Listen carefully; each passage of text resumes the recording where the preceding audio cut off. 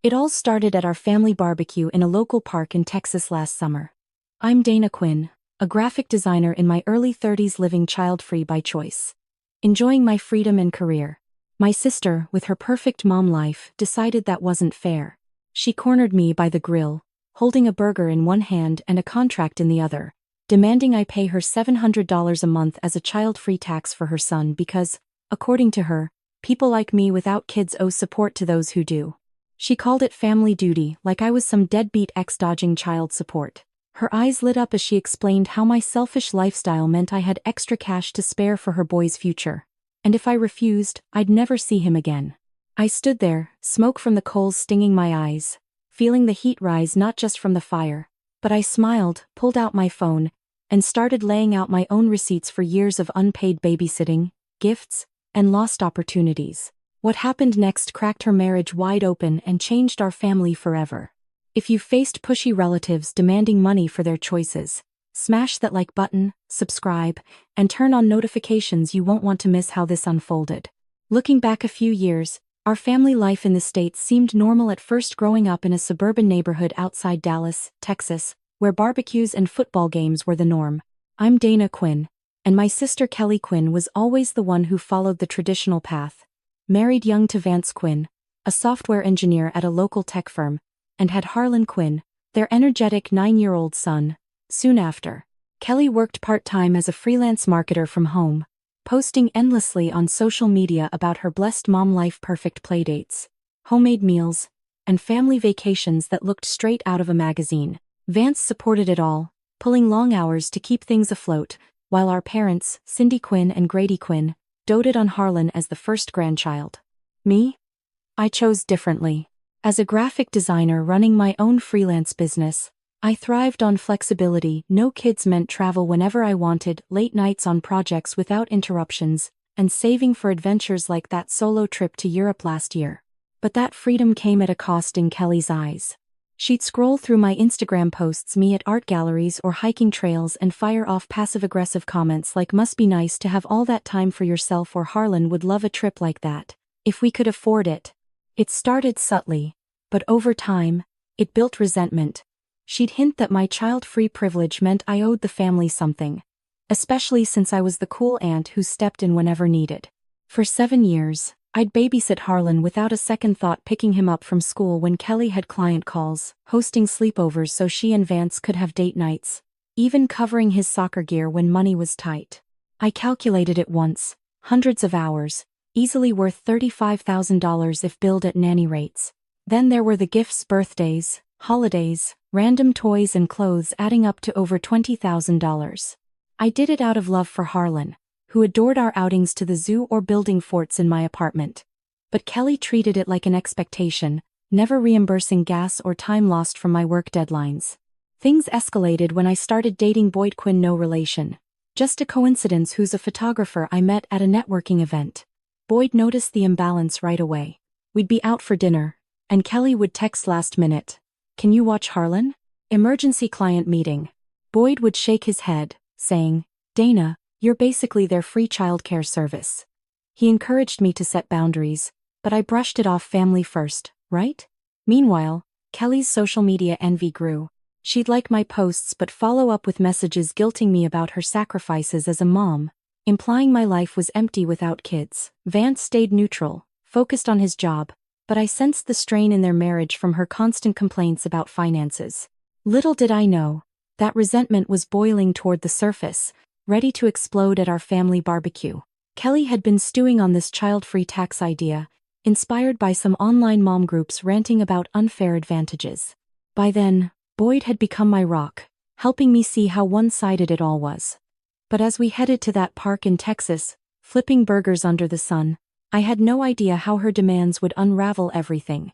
That evening at the barbecue in our local park in Texas, the sun was dipping low, casting long shadows over the picnic tables loaded with ribs, coleslaw, and corn on the cob. Families around us laughed and tossed frisbees, but our group, me, Boyd, Kelly, Vance, Harlan, and our parents, felt the usual undercurrent of tension. Harlan ran around with other kids, chasing fireflies as they flickered on, while Vance manned the grill, flipping burgers with that focused look he always had after a long week at work. Kelly hovered nearby, sipping a soda and scrolling her phone, her posts about family bliss already racking up likes. We'd gathered for a casual weekend get-together, the kind Texans love with smoky meats and cold beers, but Kelly had an agenda. As we sat down to eat, she cleared her throat dramatically, pulling out a folded paper from her purse like it was some official document. "Dana, we need to talk about fairness in this family," she said, her voice cutting through the chatter. She unfolded it, a typed agreement she'd printed at home, complete with bullet points and a signature line. According to her, since I was child-free and rolling in extra cash from my freelance gigs, I owed her $700 a month as a child-free tax to support Harlan. She framed it as my duty, claiming people without kids benefited from society without contributing to the next generation, like schools and parks funded by parents' sacrifices. I nearly choked on my bite of brisket. "What are you talking about, Kelly? That's ridiculous." But she doubled down, explaining how my trips and late nights out meant I had disposable income, while she and Vance struggled with Harlan's activities, clothes and future college fund. "It's like child support from an ex," she added, glancing at Vance for backup, but he just poked at the coals, avoiding eye contact. She demanded back payments, $2,000 for the years I've carried the family load alone. If I refused, she'd cut me off from Harlan. No more aunt-nephew time, no holidays together. Our parents, Cindy and Grady, shifted uncomfortably on the bench. Mom tried to mediate with "Now, girls, let's not ruin the day," but Dad stayed silent, frowning at his plate. Boyd squeezed my hand under the table, his photographer's calm demeanor hiding his frustration. He'd warned me about her escalating hints. Harlan bounded over, oblivious, asking for another hot dog, and Kelly used him as ammo. "See? This is for his sake. You love him, right? Prove it." The park's evening buzz faded as anger built in my chest. Her logic twisted everything I'd given freely into an obligation. Vance finally spoke up, mumbling something about discussing it privately, but Kelly waved him off, insisting it was a family matter right there under the oaks. I felt exposed, the smoke from the grill mirroring the haze in my mind. How had our sibling bond turned into this financial shakedown? As the argument heated up, with Kelly raising her voice about my selfish choices, Boyd leaned in to whisper support, reminding me of the boundaries we'd discussed. Little Harlan sensed the vibe, clinging to Vance's leg, which only fueled Kelly's dramatics. Our parents exchanged worried glances, but no one shut it down. I held back from exploding then, but inside, I was already tallying my counterclaims: the unpaid hours, the gifts, the emotional toll. That barbecue marked the breaking point. What I did next would expose her hypocrisy and send cracks through her so-called perfect life. The next morning in my apartment downtown Dallas, the barbecue's smoky scent still clung to my clothes as I paced the kitchen, coffee mug in hand. Boyd sat at the table, his laptop open, scrolling through old emails and texts from Kelly, evidence of all those last-minute babysitting requests. "Dana, this has gone too far," he said, his voice steady but edged with concern. We'd driven home in silence after the park blow-up, Kelly's contract burning a hole in my mind. Vance had pulled her aside eventually, muttering about talking later, while Harlan waved goodbye innocently, and our parents suggested we cool off. But I couldn't let it slide. Her demands twisted our family ties into something transactional, and I needed to push back. Boyd, ever the analytical type from his photography work organizing shoots and budgets, suggested we quantify everything.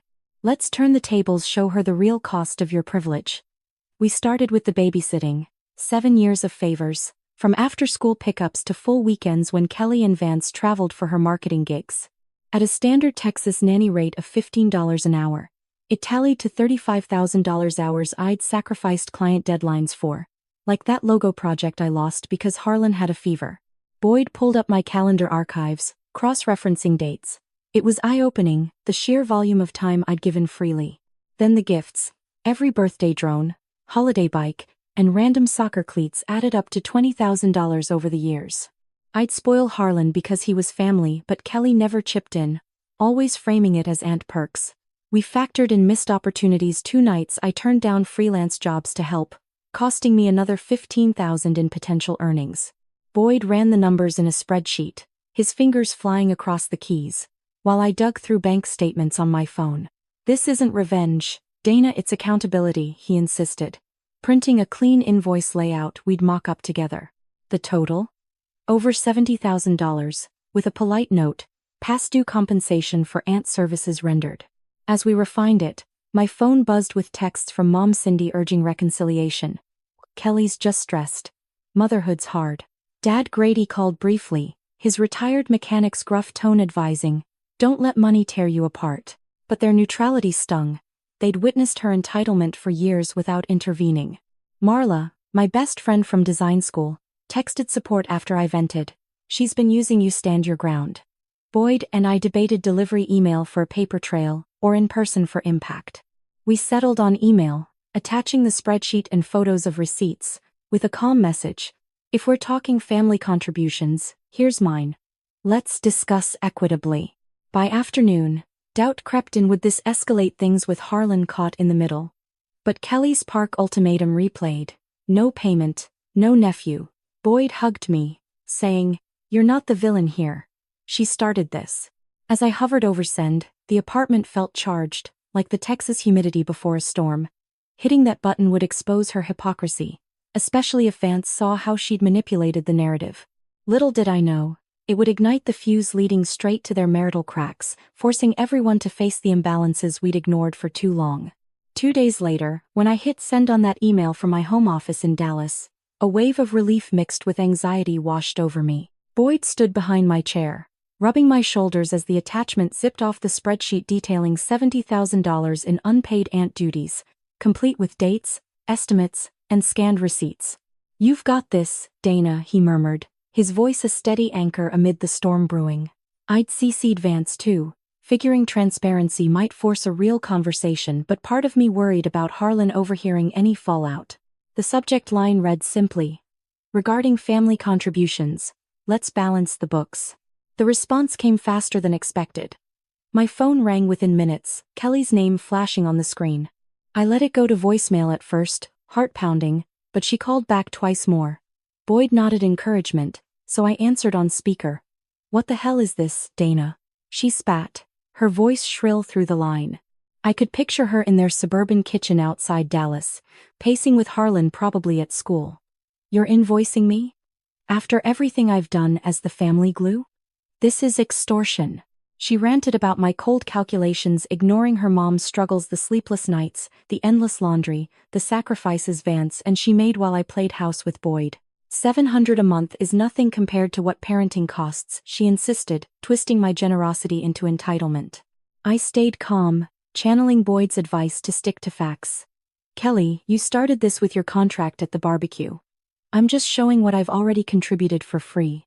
She laughed bitterly, claiming my numbers were inflated. That babysitting was aunt duty, not billable. Vance will see this for the joke it is, she added, but her tone wavered, like she hadn't looped him in yet. We argued back and forth. She accused me of jealousy over her real family. I pointed out her social media facade hiding the truth. Boyd mouthed hang up if needed, but I held firm until she hung up first, slamming something in the background. An hour passed in tense silence, Boyd brewing more coffee while I refreshed my inbox. Then Vance texted, "Got your email. We need to talk." His call came shortly after, his software engineer's precise tone cutting through. "Dana, this is eye-opening." Kelly's fuming, but I saw the attachment. He paused, sounding weary from another late shift. As we spoke, he admitted scrolling through the details on his work break, cross-checking against their bank app. That's when he stumbled on discrepancies: Kelly's emergency kit expenses that matched recent charges. Wait, $10,000 on a new SUV last month? She said that was for Harlan's safety, but we already have 2 cars. His voice tightened. He'd approved it thinking it was essential, but the timing lined up with her spa days and online shopping sprees she'd passed off as mom self-care. Vance confronted her right then. I could hear muffled voices over the line as he put me on hold. When he returned, frustration laced his words. "She's denying it, saying it's all for the family. But the statements don't lie, luxury add-ons, not kid stuff." Harlan was home by then, asking why mom was yelling, which broke Vance's composure. "This tax idea of hers. It's the last straw. We've been scraping by, and she's blowing cash?" I felt a pang for him. He trusted her narratives, juggling overtime while she curated that perfect online image. Boyd listened intently, suggesting Vance document everything for clarity. As the call wrapped, Vance promised to handle it privately, but the crack in their foundation was audible. He mentioned needing space, maybe crashing at a friend's. Kelly texted me venom. You've poisoned him against me. Happy now? Marla, my best friend, called for an update, urging me to protect myself, block her if it escalates. The day dragged on, emails from Mom piling up about sisterly love, but I ignored them, focusing on work sketches. That invoice had lit the match. What Vance uncovered next would fan the flames, pulling our parents into the fray and exposing depths of Kelly's deception I hadn't fully grasped. A week after the email, Vance called me from his office in downtown Dallas, his voice low and strained over the line. Dana, things are falling apart here, he said, skipping pleasantries. He dug deeper into their finances that night, cross-referencing bank alerts on his phone while Kelly slept, discovering more hidden charges, luxury handbags, weekend getaways she'd claimed as networking for work, and even a high-end camera she said was for Harlan's school projects but used for her social media shoots.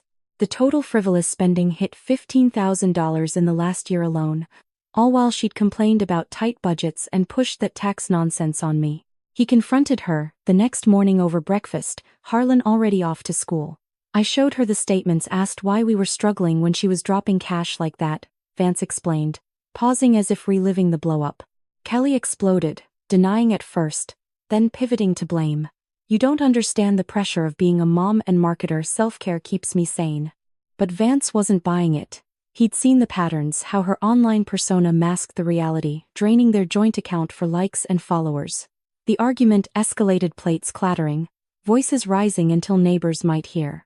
Harlan walked in mid-fight, backpack slung over his shoulder, freezing at the door. Mom? Dad? His small voice cut through, but Kelly snapped at him to go wait in the car, tears streaking her makeup. Vance sent Harlan to a friend's after school, then told Kelly he needed space, packed a bag and headed to a hotel near work. I'm not divorcing yet, but this deception. It's too much, he confided to me, sounding defeated after years of supporting her dreams. Meanwhile, Kelly bombarded my phone with messages. You ruined my marriage with your petty invoice.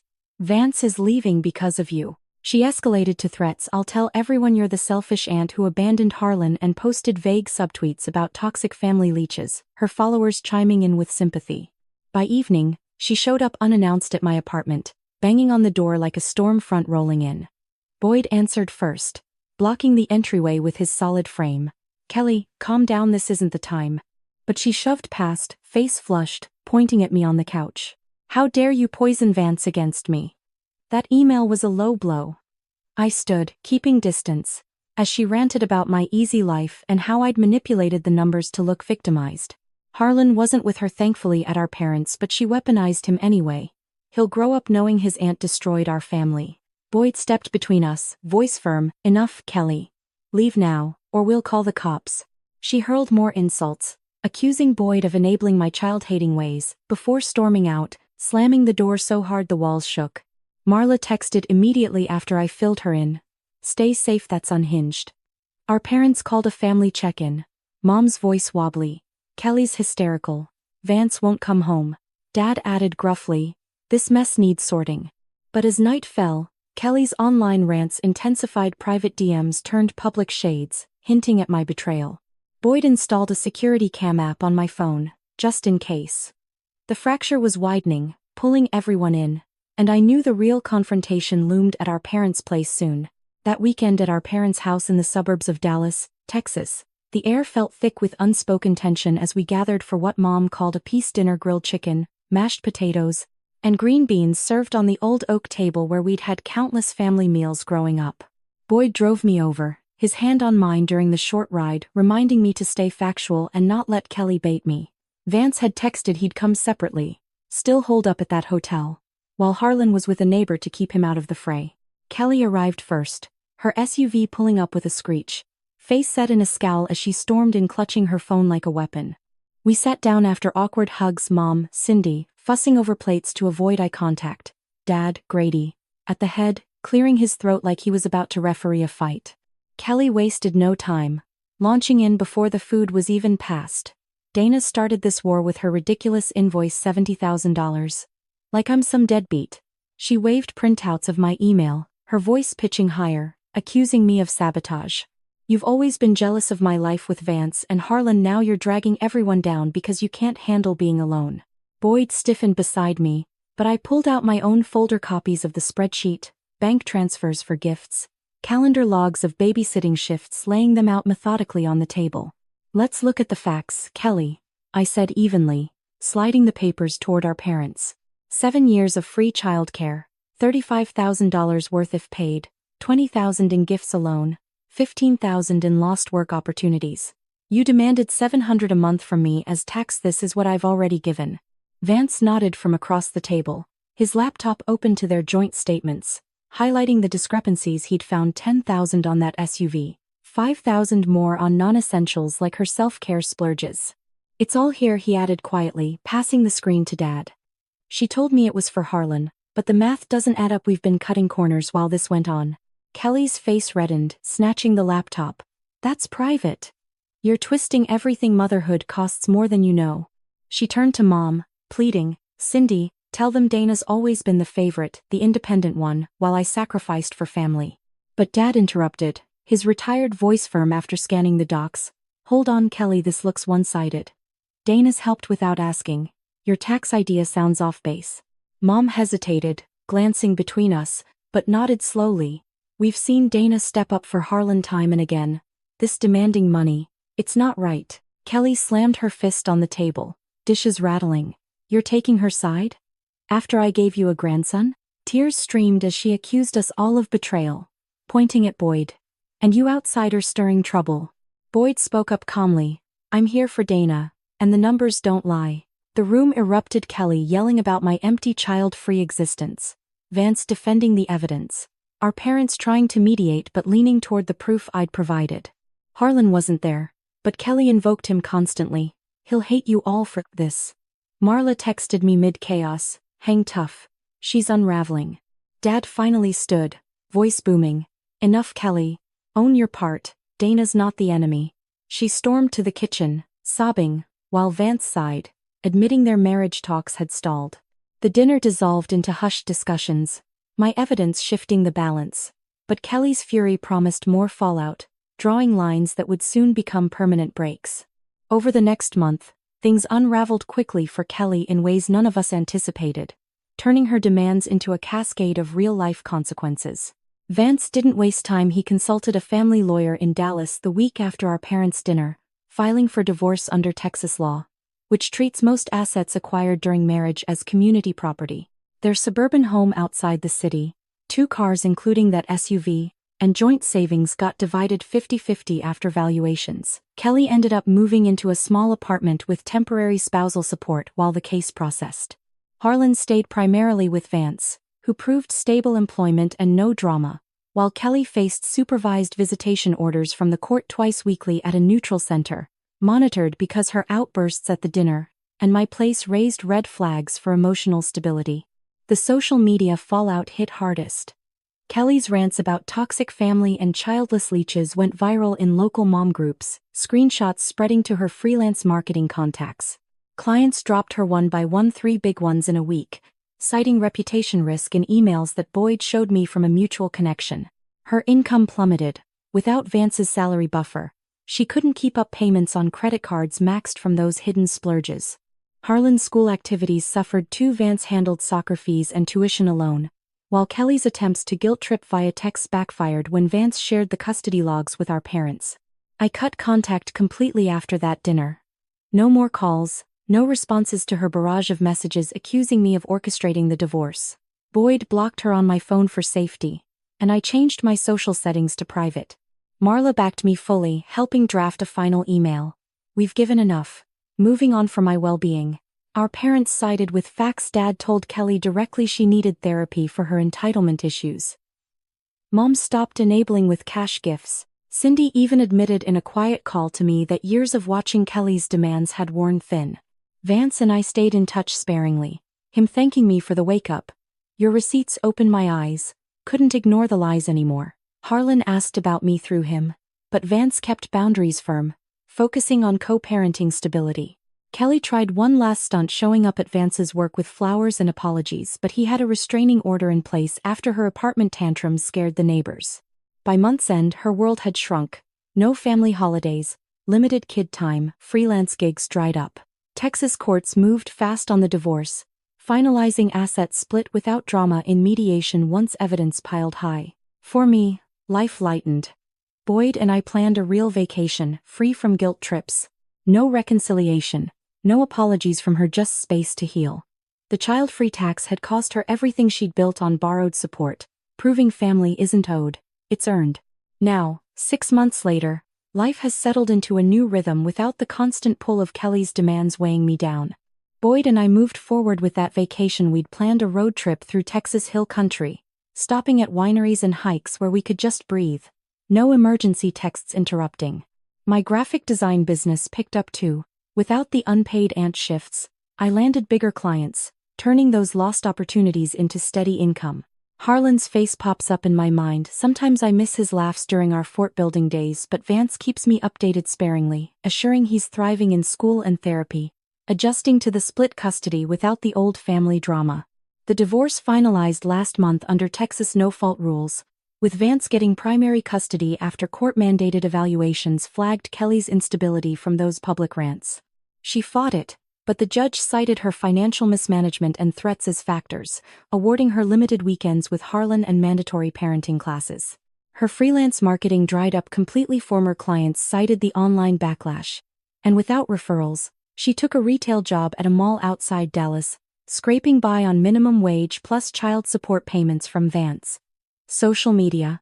She went dark after a final vague post about starting over, her follower count tanking as the mom community turned. Our parents visit her occasionally, but even they set limits. Dad told me over coffee that enabling her entitlement only fueled the mess, and Mom admitted regretting not speaking up sooner. I haven't spoken to Kelly since that email storm. Her last attempt was a mailed letter full of blame, which I returned unopened. Boyd supported the clean break, installing better home security just in case, though her fire seems dimmed by reality. Marla cheers it as liberation. You gave too much, now you're free. Vance rebuilt too, dating casually, focusing on Harlan's soccer games without the old financial strain. The family gatherings? Smaller now, just me, Boyd, and our parents for quiet dinners, no more walking on eggshells. This whole ordeal taught me hard truths about family. Bonds aren't blank checks for entitlement. Kelly's child-free tax exposed how some weaponize parenthood to guilt-trip others, ignoring the quiet contributions like mine. In real life, especially here in the States where independence is key, setting boundaries isn't selfish, it's survival. If you're dealing with pushy relatives demanding your time or money under the guise of duty, know it's okay to push back with facts. Document everything, seek support from partners like Boyd or friends like Marla, and walk away if needed. The value? Reclaiming your peace leads to growth. My career flourished, relationships deepened without toxicity. For viewers facing similar drama, remember, true family respects limits, not exploits them. Don't wait for the barbecue blow-up. Draw the line early, and let the chips fall. It's liberating.